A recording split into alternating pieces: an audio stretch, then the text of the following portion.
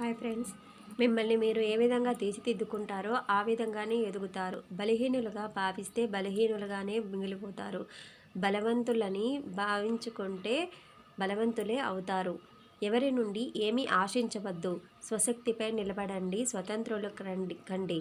ఒక్కసారి మీ జీవితాలను మీరు సింహా సింహావలోకనం చేసుకుంటే ఇతరుల నుంచి సహాయం ఆశించి నిరాశపడిన సందర్భాలే కనిపిస్తాయని నేను నిక్కచ్చిగా చెప్పగలను. మీరు పొందిన సహాయమంతా మీ నుంచి మీకు లభించినదే అని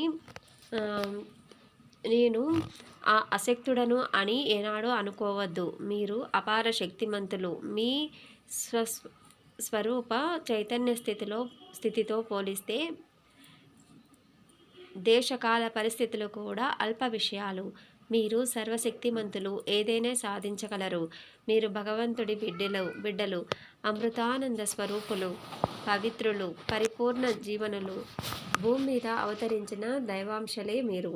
ఇలాంటి మీరు పాపుల. మానవుణ్ణి పాపి అనడమే అన్ని పాపాలకు మించిన ఘోర పాపం. మహాదూషణ వాక్యం. ఓ సింహాసం దృశ్యులారా, లేచిరండి.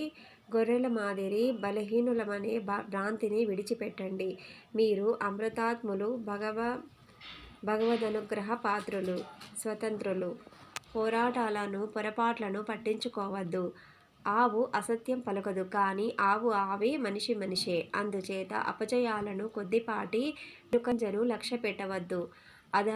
ఆదర్శాన్ని అంటిపెట్టుకోండి. ప్రయత్నంలో 1000 సార్లు అపజయం ఎదురైనా